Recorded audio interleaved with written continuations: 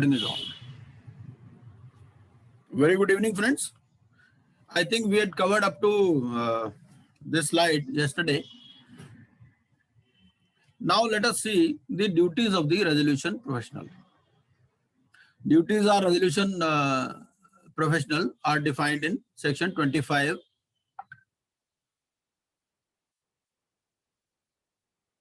The resolution professional shall undertake the following actions, namely, he will invite prospective resolution applicants who fulfill such criteria as may be laid down by him with the approval of the COC, having regard to the complexity and scale of operations of the business and such other conditions as may be specified by the board, to submit a resolution plan or plans. Present all resolution plans at the meeting of the committee of creditors. A resolution applicant means a person who individually or jointly with any other person submits a resolution plan to the resolution professional pursuant to the invitation made under clause H of subsection 2 of section 25.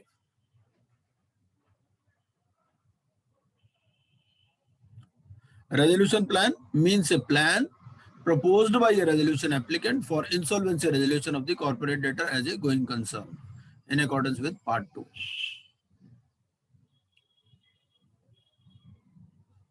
Another important concept here is invitation for expression of interest. Now, the resolution applicant, the resolution professional, he is looking for resolution applicant, prospective bidders. So he will invite an expression of interest. Section 25 2H, Regulation 36A. So detailed expression of interest for submission of resolution plan. Request for, this is called RFRP or request for resolution plan. So criteria for prospective resolution applicants as approved by the COC. So COC will approve a criteria that this could be the criteria for prospective resolution applicants. Then ineligibility norms we have already studied under section 29A. To the extent applicable for prospective resolution applicant, that these are the persons who are not entitled to submit an expression of interest.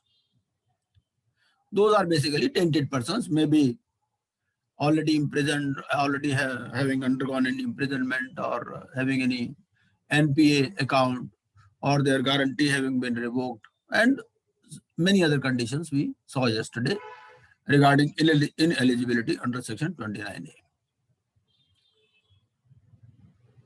Basic information about the corporate debtor as may be required by a prospective resolution applicant.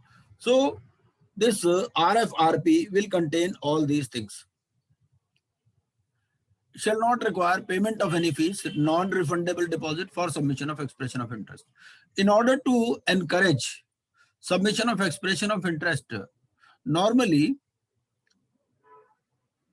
non-refundable deposit is not allowed. They may ask for a refundable deposit so that only serious contenders respond to the request for resolution plan. So it is written that it shall not require payment of any fees or non-refundable deposit. So no fees can be charged for submission of expression of interest. Similarly, no non-refundable deposit can be asked. They can ask for a refundable deposit that, okay, you furnish a refundable deposit of 25 crores, which will be adjusted against the, in case of acceptance of your plan. So there can be refundable earnest money, security deposit, and performance security or guarantee. Another point is evaluation matrix as approved by the COC. Suppose 4 resolution applicants have responded to the expression of interest. Now the question comes, they may be offering different types of conditions. They may be offering different upfront payments. They may be having different experience.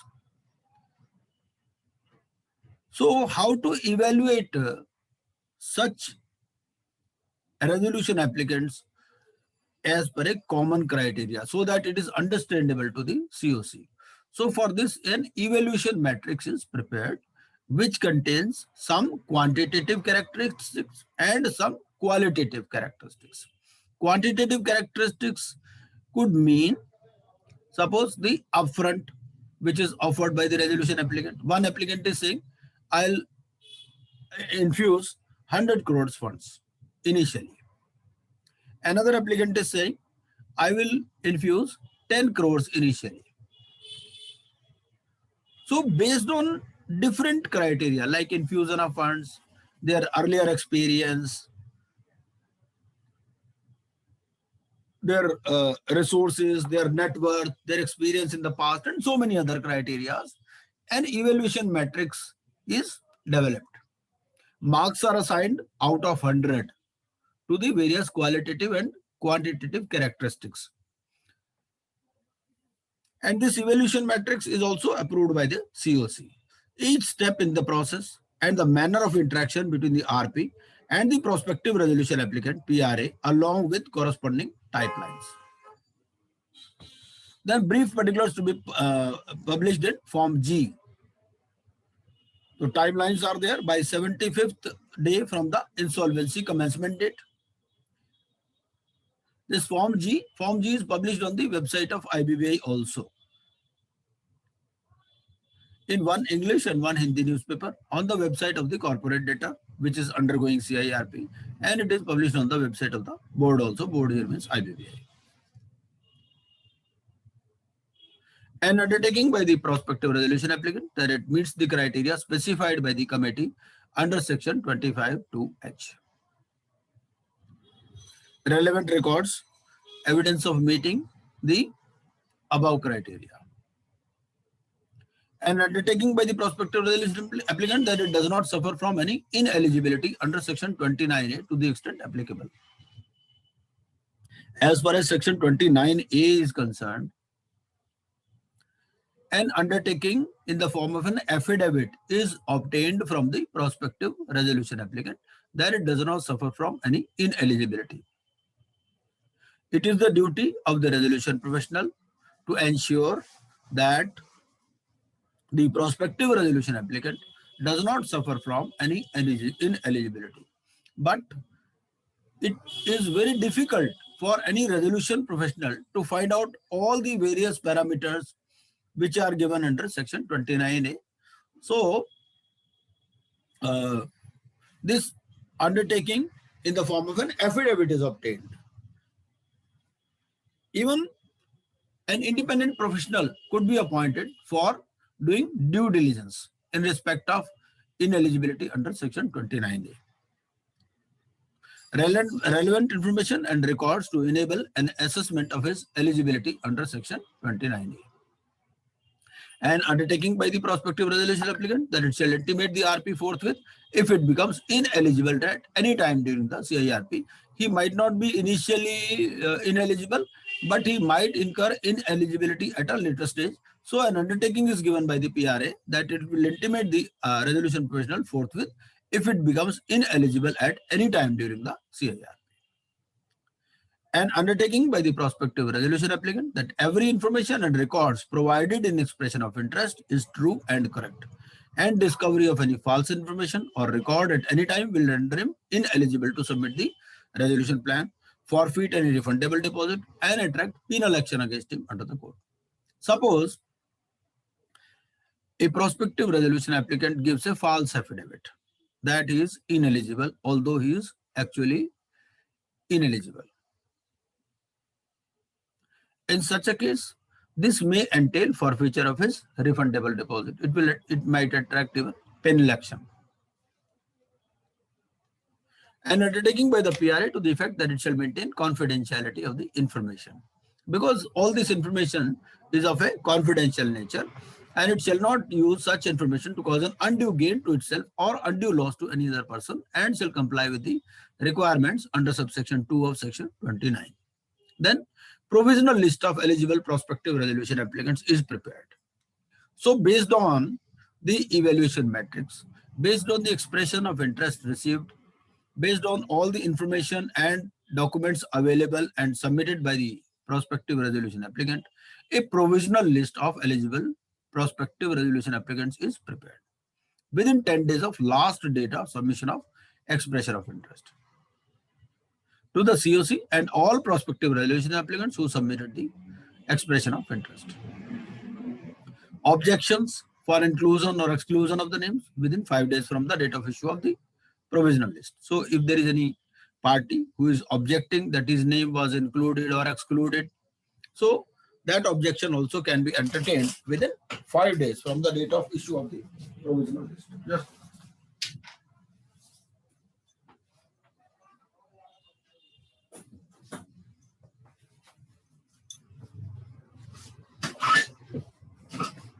then final list of prospective resolution applicants is prepared within 10 days of the last date for receipt of objections.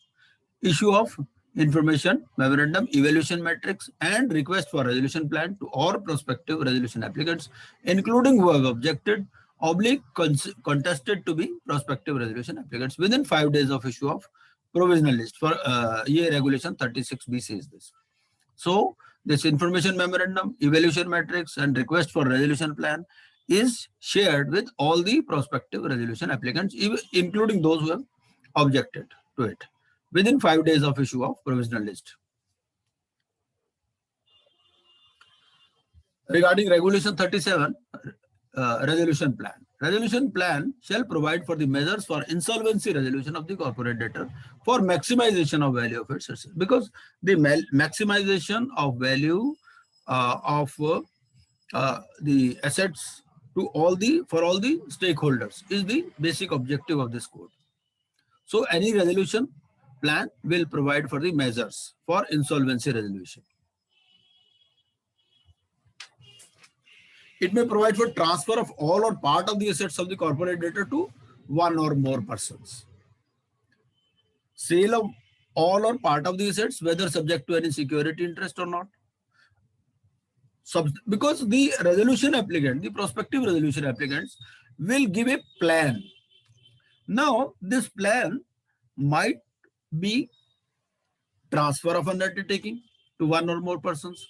It might be suggesting sale of all or part of the assets, whether as a going concern or in piecemeal. Then substantial acquisition of shares of the corporate debtor or the merger or consolidation of the corporate debtor with one or more persons. So it will provide different types of permutations and combinations in which such a resolution is to take place. It might involve cancellation or delisting of any shares of the corporate debtor, satisfaction or modification of any security interest, curing or waiving of any breach of the terms of any debt due from the corporate debtor, a reduction in the amount payable to the creditor, because there might be the concept of haircut also. Suppose the existing assets are not able to satisfy all the liabilities. Suppose assets are worth 100 crores only. The realizable value or the present value or the fair value of the assets is 100 crores. Liabilities are 300 crores. So then in that case, all the parties, they may agree for waiver of 200 crores, because ultimately the parties, the creditors, they have to be made out of the assets of the company in case any sale of the undertaking is proposed. So the concept of haircut comes here. So reduction in the amount payable to the creditors. So creditors may agree to waive off part or whole of their liabilities. Then extension of a maturity date or change in the interest rate terms of a debtor. Suppose some debt is payable, so there might be a proposal to extend, to introduce any moratorium. There might be even a change in the interest rate. Suppose some debts are there. Now, the parties who have extended the debt to the company, they might agree for accepting a lower rate of interest or extended terms. Suppose initially the debt was payable for 2 years. Now they may agree that okay, we'll accept repayment in next 5 years instead of 2 years. Amendment of constitutional documents of the corporate debtor.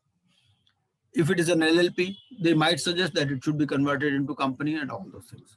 Then issuance of securities of the corporate debtor, change in portfolio of goods or services produced or rendered by the corporate debtor, change in technology used, obtaining necessary approval from the central and state governments and other. So these are the various measures which may be suggested by the resolution applicant. Now, what are the mandatory contents of resolution plan? Regulation 38 talks of this. So Regulation 38 specifies what are the mandatory contents of a resolution plan. Amounts due to the operational creditors in priority over payment to the financial creditors. As we know, operational creditors, they do not have any voting right. If they form a particular percentage of the total debt, they can be present in the meeting, but still they don't have any voting right. So the amount due to the operational creditors, it has to be paid in priority over payment to the financial creditors.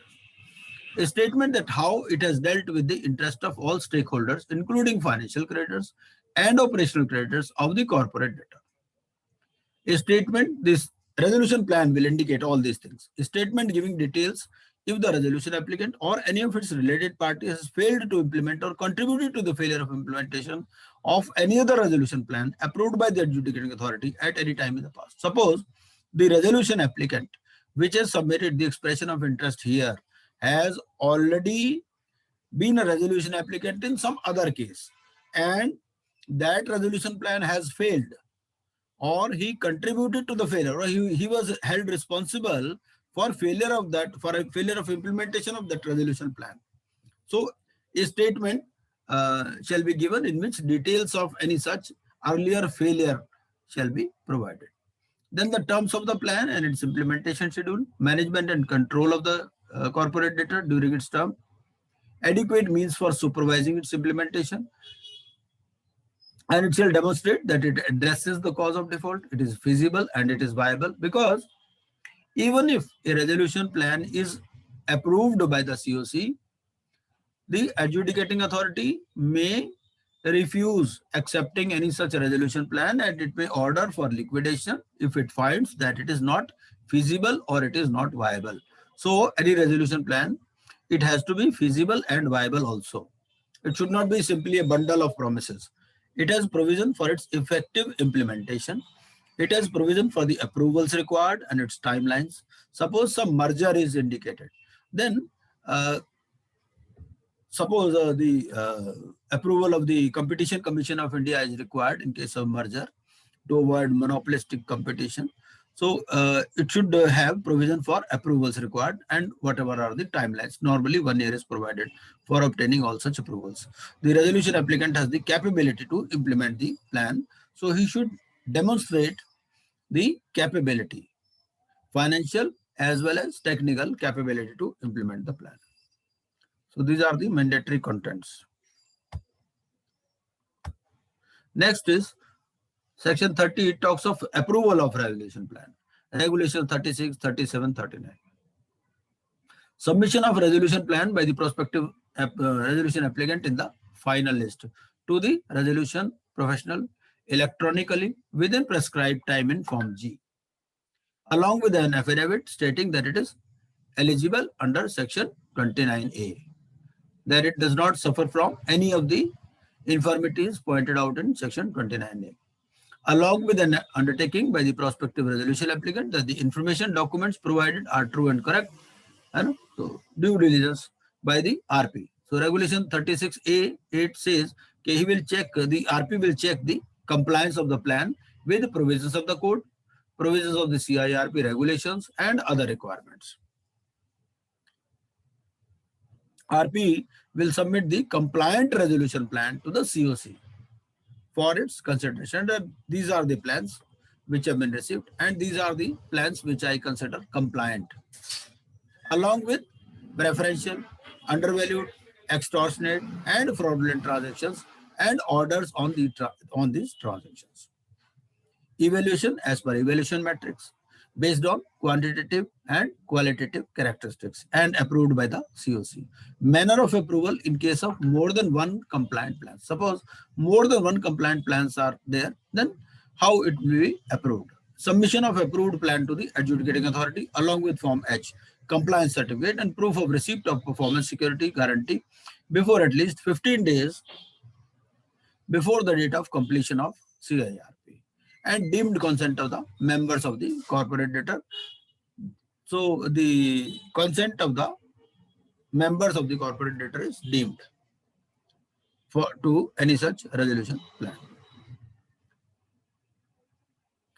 Next is regarding fast track CIRP. But before we move on to this fast track CIRP, let us move to section 30.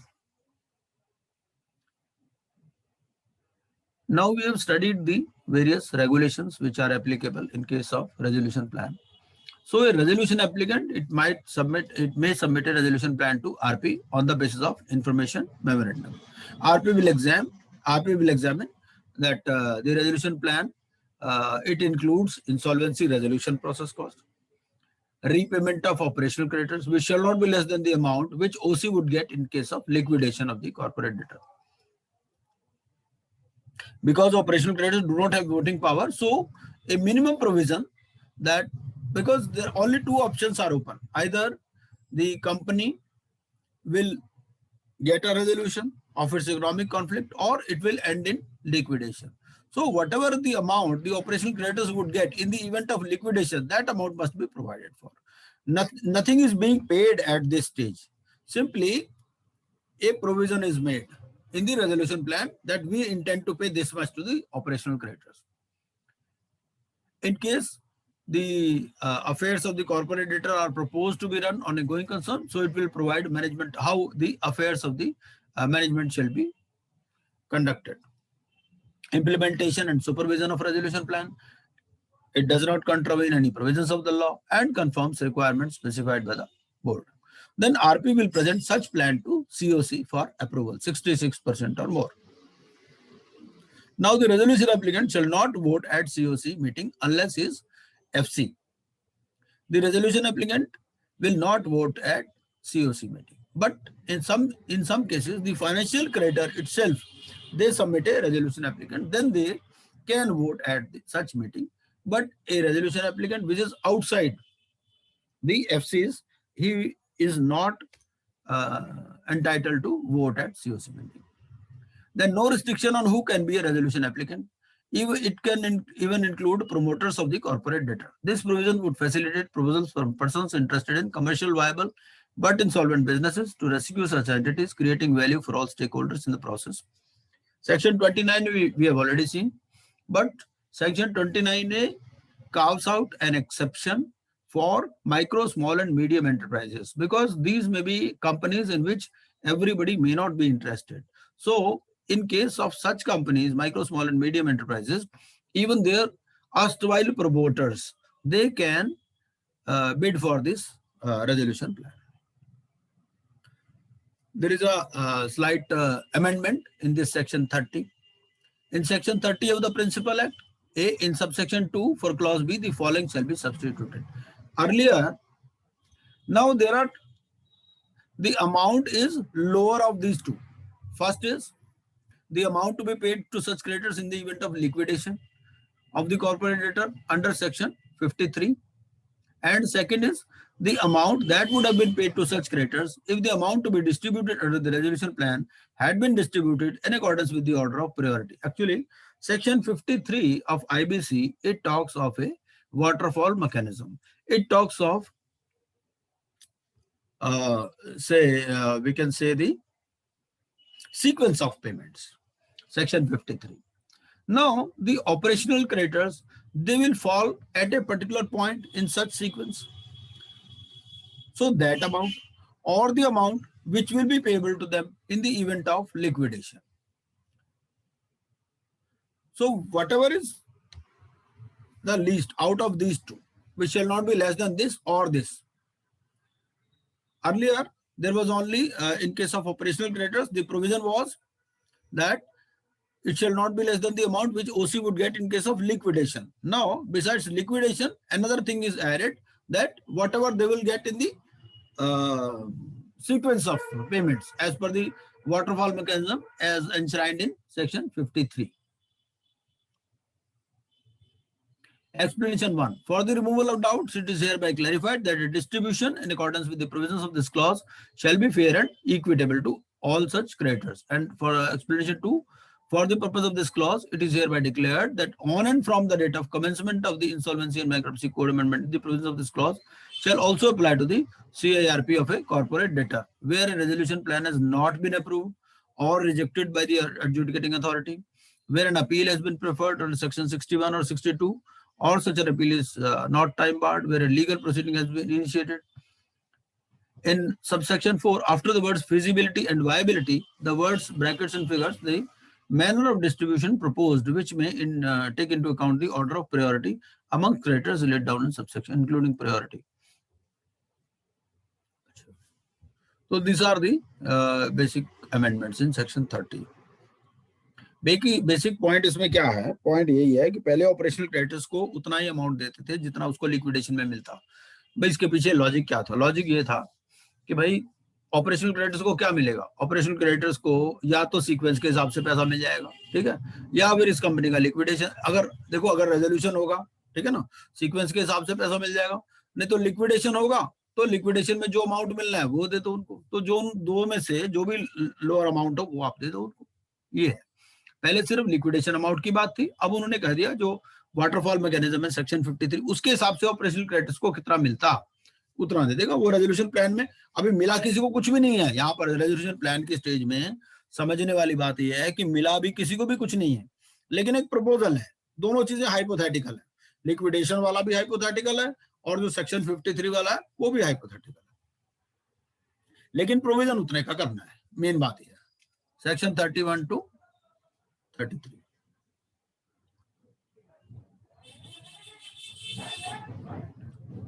Adjudicating authority to review the resolution plan. अब क्या हुआ कि resolution plan आ गया adjudicating authority के पास, ठीक है, तो it will review the resolution plan sanctioned by the COC. अब वो क्या देखेगी adjudicating authority? What it will see? ये तो एक तो ये देखेगी कि it will meet the criteria set out in section 30 subsection 2 subsection B, ठीक है, जो ऑपरेशनल क्रेडिटर्स की जो बात थी, ठीक है, जितना उनको अमाउंट मिलना था लिक्विडेशन में या सीक्वेंस में, ठीक है, एक तो वो मिल रहा है कि नहीं मिल रहा। एडजुडिकेटिंग अथॉरिटी ने 2-3 पॉइंट देखने हैं। पहला, एक तो ये कि जो भी क्राइटेरिया सेट आउट है सेक्शन 30 सब सेक्शन 2 वो मीट कर रही है नहीं कर रही है। 30 सब सेक्शन 2 एक बार देख लेते हैं क्या कहता है। सेक्शन 30 सब सेक्शन 2 कहता है,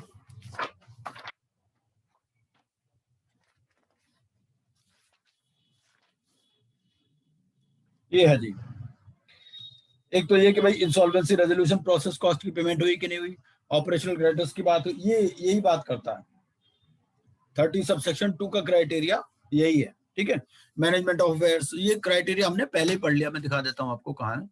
30 सब सेक्शन ये क्राइटेरिया यही है, ये जो लिखा ना provides management of affairs implementation, ये 30 सब सेक्शन 2 का ही क्राइटेरिया, ठीक है। तो ये एडजुडिकेटिंग अथॉरिटी देख लेगी जो भी क्राइटेरिया वहां पर स्पेसिफाइड है, भाई ऑपरेशनल क्रेडिटर्स की बात कर रहा है कि नहीं कर रहा, मैनेजमेंट ऑफ अफेयर्स की बात कर रहा है कि नहीं कर रहा, implementation supervision of resolution plan कोई कॉन्ट्रावेंशन तो नहीं है, ठीक है। तो ये सब बातें इट विल एंश्योर। दूसरा, ऑपरेशनल क्रेडिटर्स को उसके हिसाब से प्रोविजन हो गया कि नहीं हो गया, ठीक है, और it satisfies such other conditions. तो अगर उनको लगेगा कि भाई ये सारी क्राइटेरिया मीट विद करता है तो उसको अप्रूव कर देंगे, ठीक है ना। Resolution plan shall be approved which shall B binding on the corporate debtor involved in the resolution plan. Further, the moratorium imposed under section 14 ceases to have effect upon approval of the plan, ठीक है। तो यहां पर moratorium खत्म, ठीक है, resolution plan approve हो गया।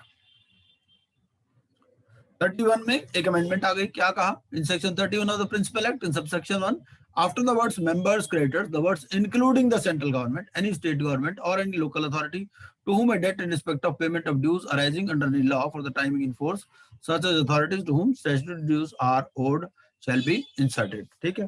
तो वो ये कहता है कि 31 ऑफ द प्रिंसिपल, 31 सेक्शन एक बार निकाल लीजिए। 31 सेक्शन क्या करता है, वहां पर जहां ऑपरेशनल क्रेडिटर्स की बात करता है ना, तो वहां पर ये सेंट्रल गवर्नमेंट स्टेट गवर्नमेंट के ड्यूज की भी बात करने लगा। 31 का subsection 1,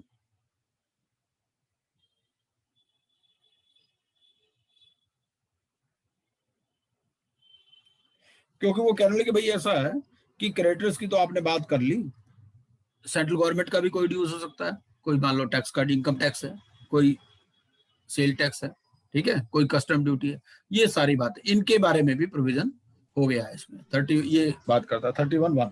sir do you want me to read it? हाँ पढ़ लेते हैं जी, हाँ पढ़ लीजिए एक बार 31(1). हाँ जी, approval of resolution plan if the adjudicating authority, हाँ जी, if the adjudicating authority is satisfied that the resolution plan as approved by the Committee of Creditors under subsection 4 of section 30 meets the requirements as referred to in subsection 2 of section 30, it shall by order approve the resolution plan, which shall be binding on the corporate debtor and its employees, members, creditors, including the central government, any state government or any local authority to whom a debt in respect of the payment of dues arising under any law for the time being in force, such as authorities to whom statutory dues are owed, guarantors and other stakeholders involved in the resolution plan. Mainly बात इसमें क्या है, main बात इसमें ये है भाई central government, मान लीजिए इनकम टैक्स है, इनकम टैक्स का 30 करोड़ का ड्यू था, इस प्लान के हिसाब से उसको मिला 20 करोड़, तो ये मान लिया जाएगा कि 20 करोड़ ही मिलना है उसको, उसके बाद में बाकी बैलेंस 10 करोड़ के लिए वो फर्दर शोर नहीं बचाएगा, वो और कुछ नहीं बोलेगा। यहाँ पर एक बार जो रेजोल्यूशन प्लान हो गया तो उनके लिए भी उतना ही बाइंडिंग है। वो ये नहीं कह सकते कि हमारे तो जी सेंट्रल गवर्नमेंट के ड्यूज हैं, हमने तो 30 करोड़ रुपए लेना था इससे, अब 30 करोड़ के बजाय इससे मिला 20 ही करोड़ मान लीजिए, इनकम टैक्स का ही मान लीजिए या जीएसटी मान लीजिए, जो भी कुछ है, ठीक है ना, तो उनके लिए भी उतना ही बाइंडिंग है, चाहे एम्प्लॉइज हो, चाहे गवर्नमेंट हो, सेंट्रल गवर्नमेंट हो, स्टेट गवर्नमेंट हो, कोई भी हो। ये 31 में अमेंडमेंट की बात ये करता है यहाँ पर, क्योंकि इसमें केस लॉज हो चुके हैं। केस लॉ में क्या हुआ कि गवर्नमेंट वालों को भी कम मिला, अब गवर्नमेंट ने कहा भाई ठीक है, हमें जो मिल गया वो तो ठीक है, बाकी के लिए हम फिर दोबारा केस करेंगे, कहानी यहाँ आ जाती है। वो कह नहीं, उनके ऊपर भी उतना ही बाइंडिंग है। 32 क्या कहता है? 32 कहता है any appeal from an order approving the resolution plan shall be in the manner and on the grounds laid down in subsection 3 of section 61। ठीक है, अपील कर सकते हो आप ये सबसेक्शन 3 ऑफ सेक्शन 61। तो वहां क्या कहेगा? वो कहेगा भाई आप जो है इसकी एनसीएलटी में अपील कर सकते हो। 32 में क्या अमेंडमेंट हुआ? 32A1 में अमेंडमेंट हुआ, notwithstanding anything to the contrary contained in this code, the liability of a corporate debtor for an offence committed prior to the commencement of the CIRP। ठीक है, इसमें क्या बात करता है कि जो कॉर्पोरेट डेटर है वो जो पुराने ऑफेंसेस हैं उसके लिए कितना लायबल है या नहीं है। ठीक है, अब आप समझिए कि एक रेजोल्यूशन प्लान अप्रूव हो चुका, ठीक है, अब वो ये कहता है कि जो कॉर्पोरेट डेटर है, ये सेक्शन 32 किसकी बात करता है? ये बात करता है liability of a corporate debtor for an offence committed prior to the commencement of the CIRP। ठीक है, वो ये कहता है कि भाई जो भी ऑफेंसेस कमिटेड थे prior to the commencement of CIRP it shall cease. ठीक है भाई, कहीं जो litigation है, it has to be put to rest and the corporate debtor shall not be prosecuted for such an offense from the date the resolution plan has been approved, क्योंकि अब resolution plan आपका approve हो गया। ठीक है, अगर resolution plan it results in change in management, भाई देखो ऐसा है, पहले A के पास कंट्रोल था, ठीक है, कंपनी सेम है, अब कंट्रोल आ गया B के पास। ठीक है, तो अब जो नए वाला मैनेजमेंट है उसको पुराने के ऑफेंसेस के लिए तंग नहीं किया जाएगा। ठीक है, पुराने वाले में किसको आप पकड़ सकते हो? वो उनके प्रमोटर्स को, अगर वो इन्वॉल्व थे फ्रॉड में। ठीक है, इतना मोटा मोटा इसका जो जिस्ट है वो सेक्शन 32 का यही है। ठीक है, तो इसमें ये कहता है कि जो liability of the corporate debtor है for an offence committed prior to the CIRP। ठीक है, एंड द कॉर्पोरेट डेटर, इसमें दो तरह की लायबिलिटी आती है, एक आती है कॉर्पोरेट डेटर की, दूसरी आती है लायबिलिटी उसके प्रमोटर की। देखिए कंपनी अलग है, उसके प्रमोटर अलग है।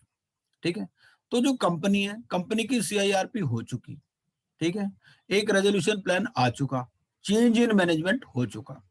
ठीक है, तो जो नई मैनेजमेंट है अगर उसमें कोई पुराना प्रमोटर है, ठीक है, तब तो आप पुरानी मैनेजमेंट को पकड़ सकते हो। ठीक है, लेकिन अगर चेंज इन मैनेजमेंट हो गया और who was not a promoter or in the management or control of the corporate debtor or a related party, ठीक है, or a person with regard to whom the relevant investigating authority has on the basis of material reason to believe that he has abetted। भाई देखो, आप नए वाले को कब पकड़ सकते हो? नए वाले को तब पकड़ सकते हो अगर उसमें भी कोई प्रमोटर हो या फिर ऐसा कोई आदमी हो जिसको इन्वेस्टिगेटिंग अथॉरिटी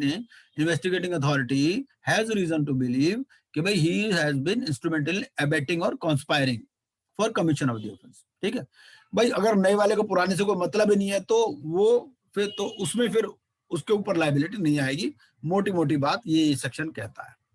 ठीक है।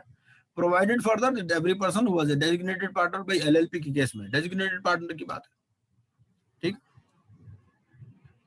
तो अगर वो रिस्पॉन्सिबल है तो उसको पकड़ सकते हो, अगर वो रिस्पॉन्सिबल नहीं है तो नहीं। सिंपल सी बात है, कोई खास बड़ी बात नहीं है, लिखा लंबा चौड़ा है पर इसमें कंटेंट इतना ही है। No action shall be taken against the property of the corporate debtor, ठीक है। इसके बाद में फिर एक्शन अगेंस्ट दी, आप इसका ना एक चार्ट बना सकते हैं।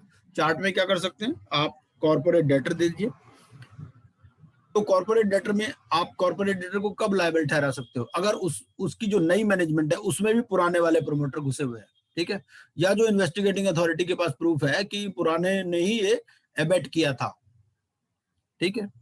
और दूसरी बात आप इसमें कर लीजिए जो उसके डायरेक्टर हैं या जो डेजिग्नेटेड पार्टनर्स हैं, ठीक है। दूसरे, ये तो हो गया कंपनी या प्रमोटर के अगेंस्ट में एक्शन। दूसरा एक्शन किसके हो गया, against the property of the corporate debtor, ठीक है। By no action shall be taken against the property of the corporate debtor in relation to an offence committed prior to the commencement of CIRP, where such property is covered under a resolution plan. अब ये property जो है वो resolution plan में मान लीजिए covered है, ठीक है। Which results in change in control, अब तो नया बंदा आ गया, ठीक है ना। और sale of liquidation assets who was not a promoter, भाई अगर रेजोल्यूशन प्लान अप्रूव हो चुका है, नया प्रमोटर आ चुका है, उस नए प्रमोटर का पुराने से कुछ लेना देना नहीं, तो ऐसी प्रॉपर्टी को आप टच नहीं करोगे। सिंपल सी बात है, इतना ही सी बात इसमें कही गई है, ठीक है। आप नई कंपनी को भी पकड़ सकते हो अगर उसमें प्रमोटर पुराना है तो। Explanation: for the purpose of this subsection, it is hereby clarified that an action against the property of the corporate debtor in relation to an offence shall include the attachment, seizure, retention, ठीक है। तो ये सारा भी, इसका मतलब क्या हुआ, इसका मतलब ये हो गया कि कोई भी अटैचमेंट, कोई सीजर, कोई रिटेंशन, कोई कॉन्फिस्केशन नहीं हो सकता अगर उसमें पुराना प्रमोटर इन्वॉल्व नहीं है तो, ठीक है। Nothing in this subsection shall be construed to bar an action against the property of any person other than the corporate debtor or a person who has acquired such property through corporate and fulfills the requirements against whom such an action may be taken, ठीक है। So immunity given in this section, the corporate debtor and the person who may be required to provide assistance under such laws may be applicable shall extend all assistance, ठीक है। वो अगर कोई भी investigative agency है उसको कोई अगर असिस्टेंस चाहिए तो असिस्टेंस देगा। ये है, आपको देखना है पुरानी, आपको इस सेक्शन 32 में देखना क्या, पुरानी मैनेजमेंट, नई मैनेजमेंट।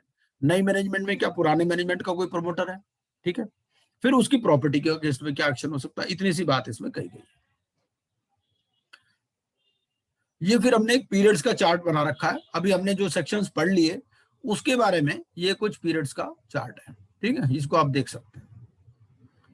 ये इसके ऊपर क्वेश्चन आते हैं तो ये लेकिन याद आप ही को करना है, ठीक है। डिफरेंट प्रोसेसेस हैं, उसके लिए टाइमलाइन दे रखी है, कितना कितना पीरियड है, क्या है। फिर ये मॉडल टाइमलाइंस दे रखी है हमने जो सीआईआरपी प्रोसेस के लिए, कि मॉडल टाइमलाइंस क्या है।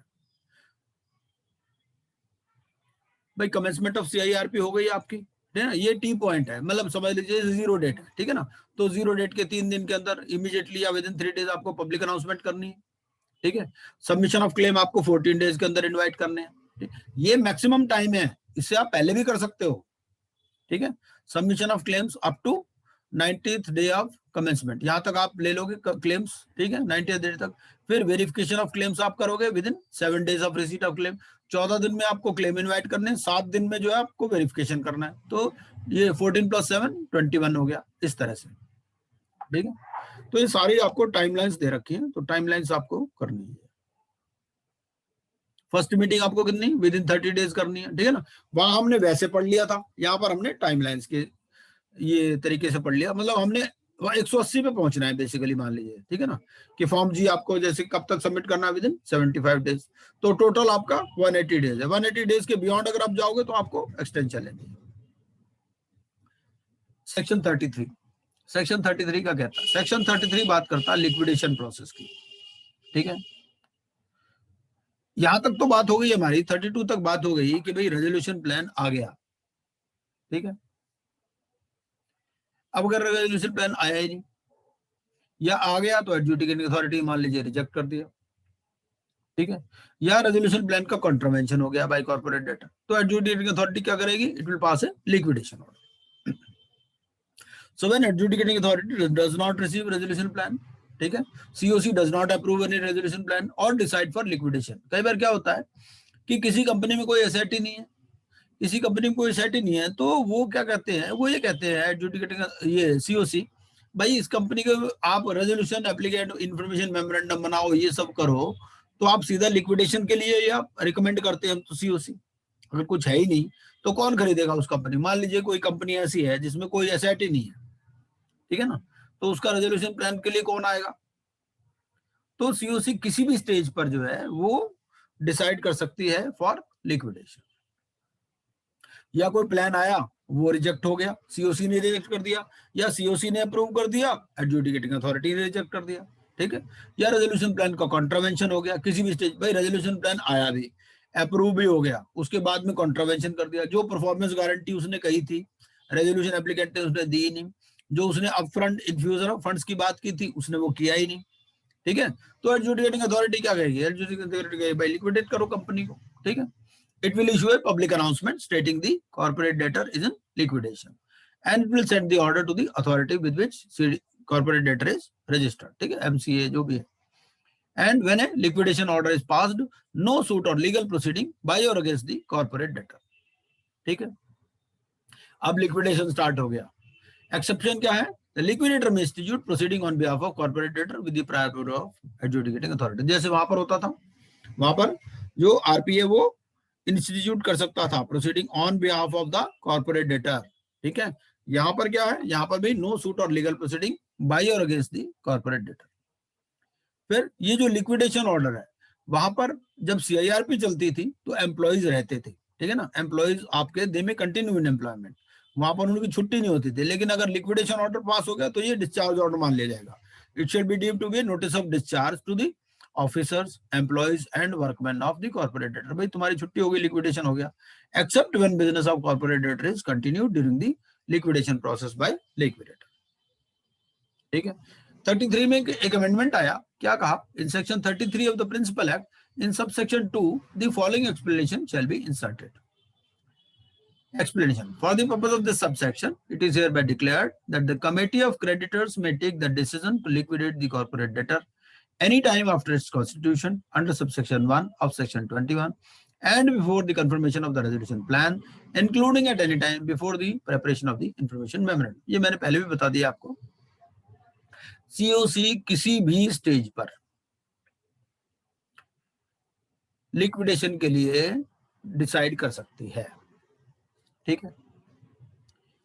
जब सीओसी बन गई any time after it's constitution, ठीक है, और कोई रेजोल्यूशन प्लान मान लो अप्रूव नहीं हुआ, ठीक है, including any time before the preparation of the information memorandum बनने से पहले भी, वो कह देगा कंपनी में कोई सेट्स नहीं है जी, क्या है को आप चक्कर में पड़ रहे हो, लिक्विडेट करो, ठीक है. ये अब लिक्विडेशन आया तो लिक्विडेशन में क्या है, कंपनीज एक्ट में जो है ये कौन कौन किस किस तरह के लिक्विडेटर है. एक तो ऑफिशियल लिक्विडेटर है, प्रोविजनल लिक्विडेटर है, कंपनी लिक्विडेटर है, ठीक है. और आईबीसी में क्या है, IBC provides for one liquidator, ठीक है. कंपनी एक्ट में तो 3 तरह के लिक्विडेटर बताए और आईबीसी में बताए एक ही तरह के लिक्विडेटर जो कि अपॉइंट होते हैं अंडर सेक्शन 34, ठीक है. ये फिर कंपनी लिक्विडेटर के बारे में बता रहा, ठीक है. ये कंपनीज एक्ट में किस किस तरह से लिक्विडेटर होते हैं इसको आप देख सकते हैं अपने आप. अब हम चलते हैं कि भाई initiation of liquidation section 33 under IBC, ठीक है. कंपनीज एक्ट वाले प्रोविजंस हम अलग से पढ़ेंगे जब हम कंपनीज एक्ट स्टडी करेंगे.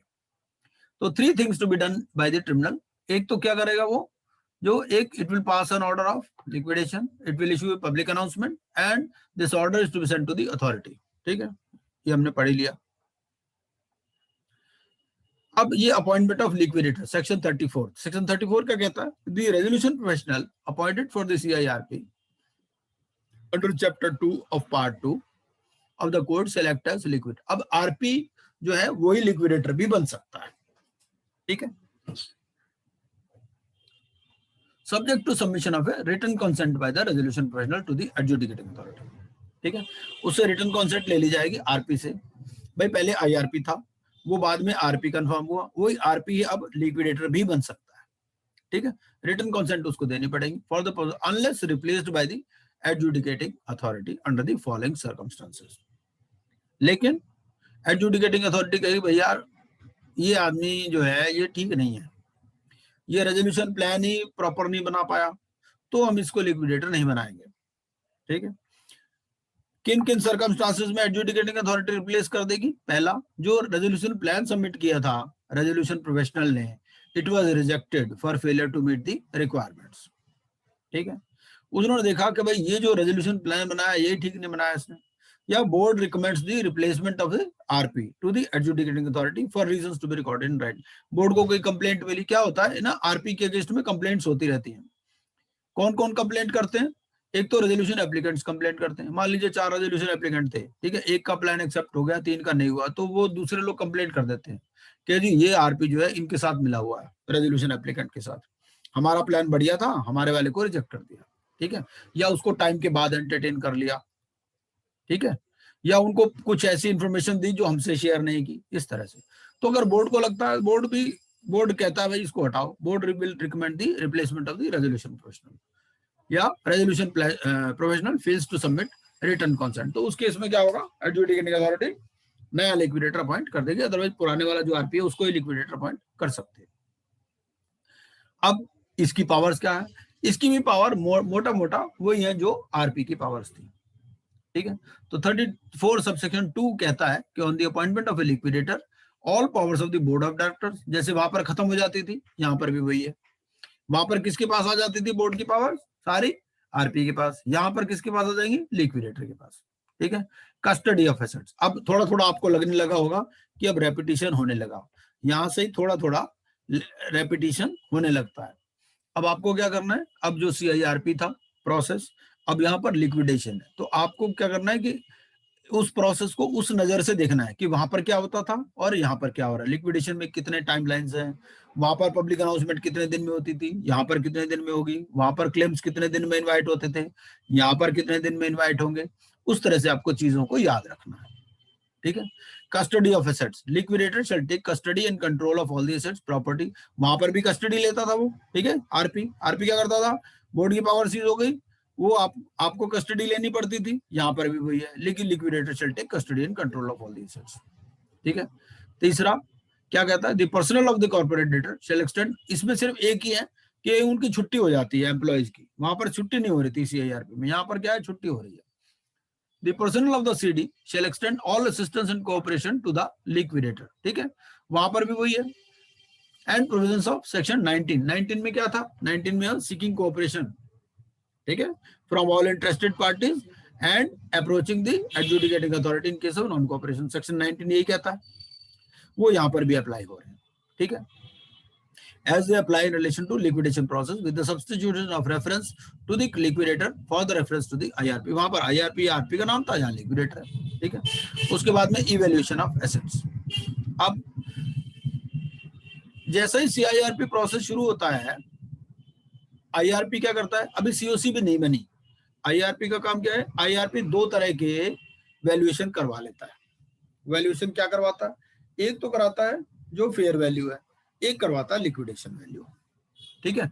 वो बताता किसी को भी नहीं ये चीज, वो सीओसी को भी नहीं बताता जब तक सारे रेजोल्यूशन प्लान नहीं आ जाते। जब रेजोल्यूशन प्लान आ जाते हैं, सब कुछ हो जाता है, उसके बाद में वो फिर ये वैल्यू डिस्क्लोज करता है कि लो जी ये रेजोल्यूशन एप्लीकेंट ने ये वैल्यू बताई थी और हमारी जो फेयर वैल्यू है लिक्विडेशन वैल्यू ये है। यहाँ पर अगर चाहे तो दोबारा वैल्यूएशन करवाएगा और नहीं चाहे तो जो पुरानी वैल्यूएशन है उससे ही काम चला सकता है। The liquidator appointed shall evaluate the asset and other properties of the corporate debtor and shall prepare a detailed report of the same. Liquidation process. अब इसमें क्या है, commencement of liquidation, appointment of liquidator, public announcement हो जाएगी, फिर last date of submission of claims आ जाएगा, verification of claims हो जाएगा, filing of list of stakeholders to adjudicating authority, ठीक है। जैसे वहां पर क्या होता था, वहां पर आपने सीओसी की लिस्ट दे देते थे, है ना, यहाँ पर आपने क्या किया, list of stakeholders dated to adjudicating authority, फिर submission of preliminary report and asset memorandum to adjudicating authority, फिर आपका ये कंप्लीशन हो गया लिक्विडेशन का। पहले 2 साल था, अब इन्होंने इसको 1 साल कर दिया, लेकिन वो एक्सटेंड हो सकता है पीरियड, ठीक है। जो IRP या RP है वो भी अपनी progress report time to time उनको देता है एडजुडिकेटिंग अथॉरिटी को। यहाँ पर भी आपको प्रोग्रेस रिपोर्ट देनी है। तो progress report it is to be submitted by the liquidator within 15 days of the end of the quarter. ठीक है। जिस क्वार्टर में आपकी अपॉइंटमेंट हुई, मान लो आपको 15 मार्च को अपॉइंटमेंट हुई, तो आपका क्वार्टर कब 31 मार्च को खत्म होगा, तो आपको 15 अप्रैल तक पहली रिपोर्ट देनी है। ठीक है। ऐसे ऐसे 15 दिन हर क्वार्टर के एंड के बाद देनी है आपको। अगर आप if you cease to be a liquidator, जैसे CIRP में क्या होता था, वहां पर क्या हो रहा था, वहां पर जो RP है, RP को भी कभी भी रिप्लेस किया जा सकता था। सी है ना, COC विद 66% मेजोरिटी कभी भी रिप्लेस कर सकती है। ऐसे ही लिक्विडेशन में भी लिक्विडेटर को भी कभी भी रिप्लेस किया जा सकता है। In case of cessation, report to be submitted by such seized liquidator within 15 days of cessation. ठीक है। If the liquidator fails to liquidate the corporate debtor within 2 years, यहाँ पर 1 year है, he shall make an application to the adjudicating authority to continue such liquidation. ठीक है भाई, जो भी स्टिपुलेटेड पीरियड है, पहले 2 साल था, अब 1 साल है, अगर उसमें लिक्विडेट नहीं कर पाता तो एडजुडिकेटिंग अथॉरिटी को करेगा भाई, ठीक है, we want extension, so this extension is granted along with a report explaining why the liquidation has not been completed and specifying the additional time that shall be required for liquidation. तो ये basic इसका process है। Public announcement, public announcement में क्या होगा, the public announcement it shall call upon stakeholders. ये regulation 12 से governed है, क्योंकि हमें क्या है कि जो कोड के सेक्शन है उसके साथ में रिलेटेड रेगुलेशन भी पढ़ना है, क्योंकि वहां पर कोड में क्या लिखा होगा एज स्पेसिफाइड। ठीक है। अब वो स्पेसिफाइड कहां से आता है, वो स्पेसिफाइड रेगुलेशन से आता है, तो उसके साथ ही वो रेगुलेशन भी आपको पढ़ लेना है। ठीक है। ये पब्लिक अनाउंसमेंट है, it shall call upon stakeholders to submit their claims और update their claims submitted during the, 1 minute मैं ना आपको एक बात बताता हूँ जरा, ये लिक्विडेशन पे ले चलता हूँ मैं आपको 34 पे दोबारा।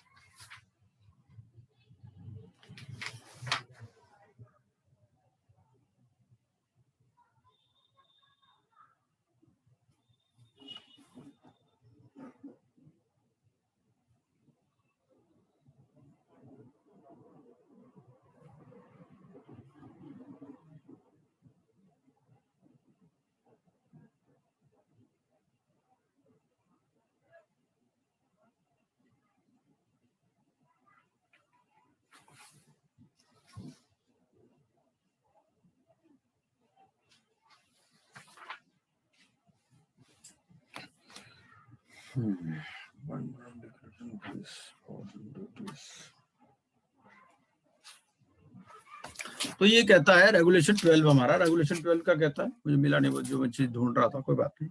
दो रेगुलेशन 12 सबसेक्शन 2 का कहता है, ये the public announcement shall call upon the stakeholders submit their claims और अपडेट देयर क्लेम्स। ठीक है। अब क्या होता है, आपने CIRP के टाइम पे पहले क्लेम दे रखे हैं, आप ये भी कह सकते हो कि भाई जो मेरा क्लेम वहां था ना उसी को मान लो आप। ठीक है। आपने जब पहले पब्लिक अनाउंसमेंट हुआ था, जब आपका CIRP शुरू हुआ था, आपने क्लेम सबमिट किया था, ठीक है ना, तो आप उस क्लेम को भी कह सकते हो और या उसको अपडेट कर सकते हो, भाई मेरा इंटरेस्ट और इतना ड्यू हो गया उसके ऊपर। ठीक है ना। Submitted during the corporate insolvency resolution process as on the liquidation commencement date and provide the last date for submission और updation of claims which shall be 30 days from the liquidation commencement date. जैसे वहां पर कितनी है, वहां पर 14 days है, ठीक है ना, CIRP में, यहाँ पर कितनी है, 30 डेज। तो इस तरह से आपको कंपेरिजन कर लेना है। फिर सबमिशन ऑफ क्लेम्स क्या है, a person who claims to be a stakeholder shall submit its claim or update its claim submitted during the CIRP including interest if any on or before the last date mentioned in the public announcement. ठीक है। A person shall prove its claim for debt or debts due to him including interest if any as on the liquidation commencement date. ठीक है। तो उसको naturally अपना date जो है proof देना पड़ेगा। अब यहाँ पर क्या आ गई, यहाँ पर आ गई कंसल्टेशन कमेटी। ये लिक्विडेटर जो है, ये जो एडवाइस है कंसल्टेशन कमेटी की, it shall not be binding on the liquidator. ठीक है। Provided he records reasons for the same. यहाँ पर ये रेगुलेशन 31 ने क्या कहता है, कंसल्टेशन कमेटी बनाई जाएगी। The liquidator shall constitute a consultation committee within 60 days from the liquidation commencement date. ठीक है। Based on the list of stakeholders prepared under regulation 31 to advise him on the matters related to sale under regulation 32। Liquidator may facilitate the stakeholders of each class to nominate their representatives. ठीक है। जो भी हर एक class है, मान लो कोई deposit holders हैं, कोई रियल एस्टेट के अलॉटीज हैं, उस तरह से। तो it may facilitate the stakeholders of each class to nominate, कोई वर्कमैन है, एम्प्लॉयज हैं, उनके रिप्रेजेंटेटिव्स हैं, तो it may facilitate the stakeholders to nominate their representatives. ठीक है। अगर वो जो स्टेक होल्डर्स हैं of any class they fail to nominate the representatives, the required number of stakeholders with the highest claim amount to be included. ठीक है। Representatives in the consultation committee shall have access to all relevant records and information. ठीक है। Liquidator shall convene a meeting of the consultation committee when he considers it necessary, and shall convene a meeting of the consultation committee when a request is received from at least 51% of the representatives on the CC. ठीक है। He will be the chairman of all the meetings of consultation committee and he will record deliberations of the meeting. Liquidator shall place the recommendations of the COC made under sub regulation 1 of regulation 39C before consultation committee. ठीक है। Consultation committee shall advise the liquidator by a vote of not less than 66%. ठीक है, present and voting. और ये जो advice है इसकी binding नहीं है, ठीक है ना, provided he records reasons for the same. थोड़ा सा उसमें फर्क है। अब किस किस तरह से जो कंसल्टेशन कमेटी है इसका कॉन्स्टिट्यूशन कैसे होगा, क्लास ऑफ स्टेक होल्डर्स क्या होंगे, डिस्क्रिप्शन क्या होगा, और नंबर ऑफ रिप्रेजेंटेटिव्स क्या होगा। ठीक है भाई, इसमें डिफरेंट टाइप्स के स्टेक होल्डर्स हैं। एक तो आते हैं जो सिक्योर्ड फाइनेंशियल क्रेडिटर्स हैं, जिन्होंने अपना इंटरेस्ट जो है रिलिंक्विश कर दिया। देखिए सिक्योर्ड क्रेडिटर्स जो हैं, हमें मालूम है सिक्योर्ड क्रेडिटर्स कौन होते हैं। सिक्योर्ड क्रेडिटर्स वो होते हैं जिन्होंने लोन दिया हुआ है कंपनी को अगेंस्ट सम सिक्योरिटी। ठीक है, अब वो चाहें तो उस प्रॉपर्टी को बेच करके अपना पैसा वसूल कर सकते हैं, या वो चाहें तो उसको अपना इंटरेस्ट रिलिंक्विश कर सकते हैं, सिक्योरिटी इंटरेस्ट। ठीक है, तो इसी तरह से ये दिया गया है कि जिन्होंने अपना इंटरेस्ट रिलिंक्विश कर दिया है उसका वो कहाँ आएगा, where claims of such creditors admitted during the liquidation process less than 50% of the liquidation value. ठीक है भाई, ये मैंने आपको बताया, उसको दो वैल्यू निकालनी है। ठीक है, ये जो लिक्विडेटर है उसको दो वैल्यू निकालनी है, एक तो फेयर वैल्यू और एक लिक्विडेशन वैल्यू। अब ये जो सिक्योर्ड क्रेडिटर्स का क्लेम है, ठीक है, अगर ये less than 50% of secured liquidation value है तो number of creditors in the category जो इतने भी हैं सब्जेक्ट दो मैक्सिमम आएंगे इसमें। ठीक, एक है तो एक, मैक्सिमम दो। ठीक है, where claims of such creditors admitted, ये लिक्विडेशन वैल्यू से उस चीज को एसेस करेगा कि वो कितना परसेंटेज है। भाई टोटल जो भी कंपनी की लिक्विडेशन वैल्यू आई, कंपनी की लिक्विडेशन वैल्यू मान लीजिए आ गई 100 करोड़। ठीक है, अब 100 करोड़ में से ऐसे सिक्योर्ड क्रेडिटर जिन्होंने अपना इंटरेस्ट रिलिंक्विश कर दिया, ठीक है, मान लीजिए वो है 40 करोड़ रुपए के। ठीक है, तो 50% से कम हो गई लिक्विडेशन वैल्यू। ठीक है ना, तो वो जितने भी नंबर हैं उसमें मैक्सिमम इसमें दो रहेंगे, ये है। और अगर 50% या उससे ज्यादा है तो जितने भी नंबर ऑफ क्रेडिटर्स हैं और मैक्सिमम इसमें 4 रह सकते हैं। ठीक है, unsecured financial creditors, workman and employees, उनका एक एक रिप्रेजेंटेटिव ले लेंगे, गवर्नमेंट का एक रिप्रेजेंटेटिव ले लेंगे। ठीक है, ऑपरेशनल क्रेडिटर्स और शेयर होल्डर्स या पार्टनर। तो इस तरह से ये रिप्रेजेंटेटिव्स मिला के आप एक कंसल्टेशन कमेटी बना देंगे। ये लिक्विडेशन वैल्यू से बेसिकली गवर्न होती है। फिर इसमें ये आता है लिक्विडेशन कॉस्ट क्या कहता है। लिक्विडेशन कॉस्ट की जहां तक बात कहता है कि लिक्विडेशन कॉस्ट, जैसे वहां पर इंसॉल्वेंसी रेजोल्यूशन प्रोसेस कॉस्ट थी सीआईआरपी में, कि भाई सबसे पहले उसको प्रायोरिटी मिलेगी, सबसे पहले insolvency resolution process cost is to be paid. इसी तरह से यहाँ पर लिक्विडेशन कॉस्ट है, liquidation cost will get priority over other payments. तो लिक्विडेशन कॉस्ट का क्या क्या पार्ट है, ये सारे इसके पार्ट्स हैं। जो फीस पेबल है, भाई लिक्विडेटर तो प्रोफेशनल है, ठीक है ना, तो सबसे पहले उसकी फीस पेबल होनी है, उसको पेमेंट होनी है ना। मान लीजिए वो काम क्यों कर रहा है, वो तो काम इसीलिए कर रहा है ना कि वो ही इज फैसिलिटेटिंग द लिक्विडेशन, तो fees payable to the liquidator जो भी है। फिर remuneration payable by the liquidator under sub regulation 1 of regulation 7। ठीक है, cost incurred by the liquidator for claim verification, cost incurred by the liquidator for preserving and protecting the assets, cost incurred by the liquidator in carrying out the business of the corporate debtor as a going concern, interest on interim finance, ठीक है, amount repayable to contributors, any other cost incurred by the liquidator which is essential for completing the liquidation। तो ये सारे जो है liquidation cost का part बनती है। फिर contribution to liquidation cost, अब मान लीजिए liquidation cost भी पूरी नहीं हो रही, ठीक है, उस केस में क्या होगा, सीओसी ने अप्रूव नहीं किया रेजोल्यूशन प्लान, लिक्विडेटर क्या कहेगा, लिक्विडेटर कहेगा भैया ऐसा है मेरे पैसे तो दे दो कम से कम, ठीक है। Liquidator should call upon the FCs being financial institutions to contribute the excess of liquidation cost over the liquid assets.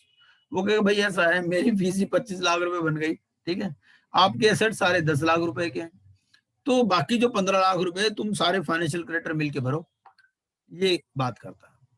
COC ने अप्रूव नहीं किया, ठीक है, रेजोल्यूशन प्लान, तो लिक्विडेटर इनको बोलेगा फाइनेंशियल क्रेडिटर्स को जो फाइनेंशियल इंस्टीट्यूशंस हैं to contribute the excess of the liquidation cost over the liquid assets of the corporate debtor as estimated by him in proportion to the financial debts owed to them by the SEBI, ठीक है। ये contribution जो है it shall be deposited in a designated escrow account to be opened and maintained in a scheduled bank within 7 days of the passing of the liquidation order, and contribution under sub-regulation 2 shall be repayable with interest at bank rate as part of liquidation cost. Section 34 क्या कहता है, section 34 ये कहता है कि when adjudicating authority passes liquidation order, जो RP appoint हुआ था वो ही लिक्विडेटर बन सकता है अगर उसको रिप्लेस नहीं किया गया है, ठीक है। तो जो भी बोर्ड की पावर्स हैं केएमपी पार्टनर की, वो they will vest in the liquidator, ठीक है। When adjudicating authority by order shall replace RP if the resolution plan is rejected, ठीक है ना, या बोर्ड रिकमेंड्स, ये हम पहले ही देख चुके हैं सारा। सेक्शन 35 क्या कहता है, सेक्शन 35 ही कहता है subject to the directions of the adjudicating authority the liquidator shall have the following powers. ये इसको क्लेम्स वेरीफाई करने हैं, is to take custody, he has to evaluate the assets, he has to carry out the business of the corporate debtor for its beneficial liquidation. क्योंकि क्या होता है आपने liquidate भी करनी है तो भी कंपनी को अगर कोई उसका बिजनेस आपको चलाना है तो अगर वो चलती हुई चीज बिकती है तो ज्यादा अच्छी बिक जाती है, ठीक है ना।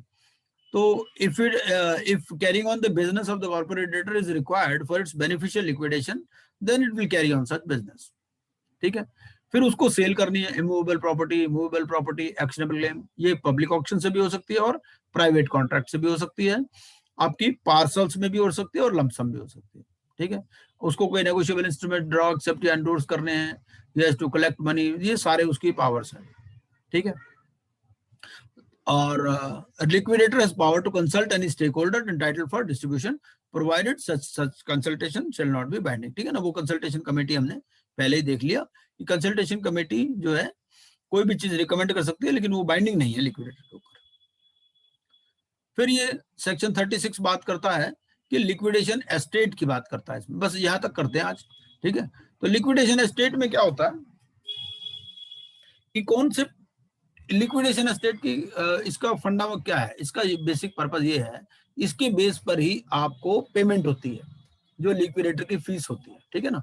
तो liquidator shall prepare liquidation estate comprise of all liquidation assets. इसमें क्या इंक्लूडेड है और क्या इंक्लूडेड नहीं है, बेसिकली क्या है, जो उसके एसेट्स हैं चाहे वो उसके पास हो, चाहे बाहर हो, चाहे इंडिया में हो, चाहे इंडिया से बाहर हो, वो सारे इंक्लूडेड हैं। जो थर्ड पार्टी के एसेट्स हैं वो उसमें नहीं आएंगे, इतनी सी बात है। या फिर जो उसकी सब्सिडरी के एसेट्स हैं, ठीक है ना, या होल्डिंग कंपनी के एसेट्स हैं वो नहीं आएंगे इसमें नेचुरली। कोई पर्सनल एसेट्स हैं किसी शेयर होल्डर के, पार्टनर के, वो नहीं आएंगे, है ना, इतना ही। 37 से फिर हम इसको बाद में करते हैं मेरे ख्याल, क्योंकि अभी तो लंबा टाइम लग जाएगा इसमें अगर हम इसको पूरा करेंगे तो, है ना। इसको कल कर लेंगे, पर आप इसको एक बार पढ़ लेना, पढ़ लोगे तो आप ज्यादा देर नहीं लगेगी। 53 यहाँ तक है, मेरा इंटेंशन तो ये थी कि 53 तक इसको खत्म कर दूं, लेकिन अभी थोड़ा टाइम लग जाएगा। कोई नहीं, हमने 36 तक कर लिया, 37 से कल कर लेंगे।